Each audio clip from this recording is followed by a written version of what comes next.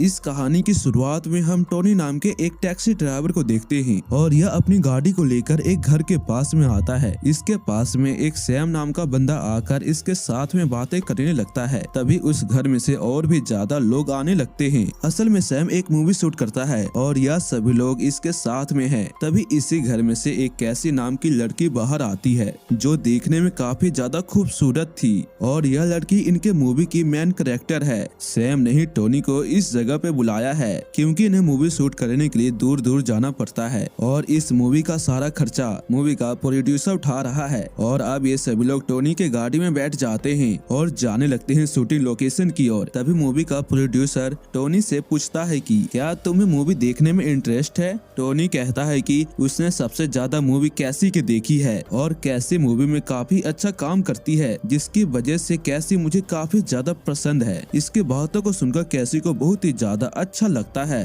और यह कहती है कि अब तुम मेरे पर्सनल ड्राइवर हो। इसके बाद ये सभी लोग शूटिंग लोकेशन पर पहुंच जाते हैं और अब ये लोग शूटिंग भी करने लगते हैं। तभी इस मूवी का डायरेक्टर लुई सियाना नाम की एक्ट्रेस को डांटने लगता है क्योंकि उसकी एक्टिंग बिल्कुल भी नेचुरल नहीं लग रही थी। इसके बाद टोनी के पास में स्पोर्ट बॉय आता है जिसका नाम फ्रैंकी है। फ्रैंकी टोनी को कैसी के बारे में काफी कुछ बताता है और वह कैसी के बारे में काफी ज्यादा बुराइयां भी करता है जिसकी वजह से टोनी को बहुत ही ज्यादा गुस्सा आता है और वह उसे पीट भी देता है। इसके बाद शाम हो जाती है और सभी लोग शूटिंग भी खत्म कर लेते हैं। जिसके बाद यह सभी लोग टोनी के गाड़ी में बैठकर घर की ओर जाने लगते हैं। तभी रास्ते में टोनी कैसी से कहता है कि मेरे पास में भी एक कहानी है और मैंने इस कहानी में तुम्हें एक मेन कैरेक्टर बनाया है और मेरे पास में इतना पैसा है कि मैं एक मूवी भी बना सकता हूँ। और यह सब सुनकर कैसी बहुत ही ज्यादा खुश हो जाती है और कहती है कि तुम मेरे मैनेजर सैम से इसके बारे में एक बार बातें कर लो। इसके बाद टोनी इन सभी को इनके घर में छोड़कर यहाँ से चला जाता है और सुबह फिर से टोनी इन सभी को अपनी गाड़ी में लेकर इनके शूटिंग लोकेशन पर जाता है। यहाँ पर हमें यह पता चलता है कि यह सब लोग एक भूतिया मूवी शूट कर रहे हैं और इस मूवी की मेन कैरेक्टर कैसी है। यहाँ पर ये दोनों काफी ज्यादा अच्छा एक्टिंग कर रहे हैं जिसकी वजह से इस मूवी का डायरेक्टर लुई बहुत ही ज्यादा खुश हो जाता है। इसके बाद यह सब लोग वहाँ पर बैठकर लंच करने लगते हैं। तभी वहाँ पर टोनी कैसी के पास में आता है और टोनी अपने कहानी के कुछ डायलॉग को कैसी को देता है। कैसी इस डायलॉग को पढ़कर काफी ज्यादा हैरान हो जाती है और सोचती है कि टोनी इतना अच्छा कैसे लिख सकता है। इसके बाद हम शूटिंग का सीन देखते हैं जहाँ पर ये दोनों ही एक्टिंग कर रहे थे और यहाँ पर कैसी को टोनी के डायलॉग याद आ जाते हैं और वह इस डायलॉग को यहाँ पर बोल देती है और इसी वजह से इस मूवी का डायरेक्टर लुई बहुत ही ज्यादा गुस्सा हो जाता है और वह टोनी पर भी बहुत ही ज्यादा गुस्सा करता है। और अब इसके बाद इन दोनों के बीच में लड़ाई होने लगती है लेकिन बाकी के सभी लोग इन दोनों को एक दूसरे से अलग कर देते हैं। अब इसके बाद ये सभी लोग अपनी शूटिंग खत्म करके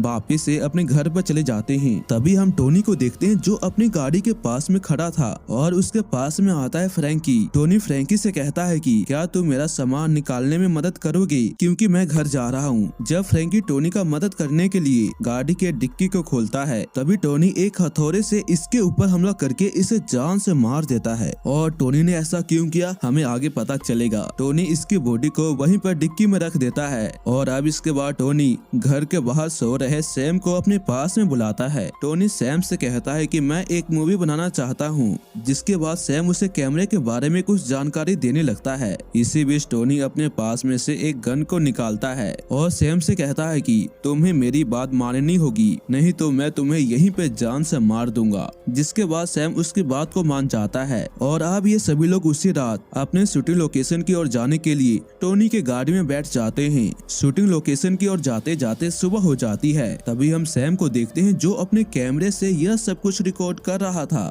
और यह चीज लुई को काफी ज्यादा अजीब लगती है। तभी टोनी अपनी गाड़ी को एक सुनसान जगह पर रोक देता है। जिसके बाद टोनी सभी को अपनी गाड़ी से नीचे उतरने के लिए कहता है। इन सभी को टोनी की यह हरकतें काफी ज्यादा अजीब लगती है। यह देखकर लुई पुलिस को फोन करने की कोशिश करता है। तभी टोनी लुई को अपने गन पॉइंट पर लेकर उसके फोन को छीन लेता है। इसके बाद टोनी इन सभी से कहता है कि तुम लोग कैसी के आसपास में रहना बिल्कुल भी डिजर्व नहीं करते क्योंकि कैसी बहुत ही अच्छी लड़की है और तुम सब उसके पीठ पीछे उसकी बुराइयां करते हो। यह सब सुनकर कैसी बहुत ही ज्यादा गुस्सा हो जाती है और टोनी को समझाने की कोशिश करती है लेकिन टोनी कुछ भी नहीं समझता और यह सारी चीजें सैम अपने कैमरे में रिकॉर्ड कर रहा था। इसके बाद टोनी इन सभी को आगे जाने के लिए कहता है। यहाँ पर हमें ये भी पता चलता है कि टोनी ने पहले ही इस जंगल में गड्ढे कर दिए थे और यह इन सभी को जिंदा ही दफना कर जान से मारना चाहता है। इसके बाद टोनी लुई को गड्ढे में जाने के लिए कहता है। हालांकि लुई पहले तो गड्ढे में जाने के लिए मना करता है, लेकिन टोनी के धमकाने पर वह तुरंत ही इस गड्ढे में चला जाता है। टोनी कैसी को यह कहता है कि जब मैं एक्शन बोलूंगा तो तुम्हें एक्टिंग करते हुए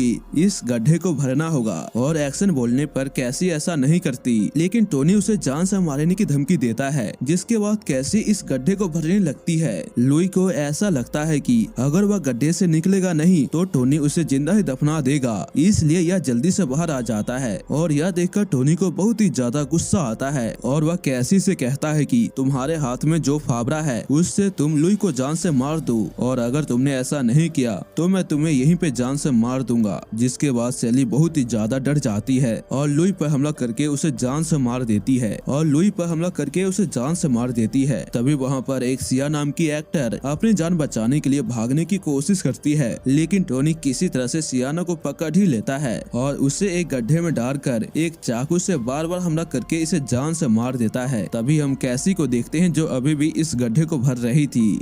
इसके बाद टोनी जेना नाम की एक्टर को खत्म करने वाला था और वह सैम से कहता है कि मुझे तुम्हारी इसमें मदद चाहिए। जिसके बाद सैम कैमरे को वहीं पर रखकर ये दोनों जेना को जान से मार देते हैं। तभी हम सैली को देखते हैं जिसे एक मौका मिल जाता है टोनी के ऊपर हमला करने के लिए, और वह अपनी पूरी ताकत से टोनी के ऊपर हमला करती है, जिसकी वजह से टोनी इसी गड्ढे में गिर जाता है। और तभी सैम भी टोनी के ऊपर हमला करता है, जिसके बाद ये दोनों टोनी को जिंदा दफना देते हैं। सैम टोनी का गन अपने पास में रख लेता है। इसके बाद ये दोनों अपनी गाड़ी की ओर जाने लगते हैं। इन दोनों को ऐसा लग रहा था कि टोनी अब मर चुका है। इसके बाद सैम सैली से कहता है कि तुम्हारी वजह से कितने लोगों की जान चली गई, क्योंकि तुमने ही टोनी को अपना पर्सनल ड्राइवर बनाया था, जिसकी वजह से टोनी को ऐसा लगने लगा था कि तुम भी उससे प्यार करती हो, और टोनी के एक तरफे प्यार ने इतनी सारी जानें ले ली, और यह सब कुछ सैली तुम्हारी वजह से हुआ। तभी सैम कैसी को डिक्की में रखे फ्रैंकी की डेड बॉडी को दिखाता है और कहता है कि इसे टोनी ने जान से मार दिया है। और इसके बाद सैम भी सैली के साथ में जबरदस्ती करने लगता है, जिसके बाद कैसी उससे बचने के लिए वापिस से उसी जगह पर आ जाती है जहाँ पर टोनी को दफनाया गया है। तभी हम टोनी को देखते हैं जो गड्ढे में से बाहर आ जाता है और एक चाकू की मदद से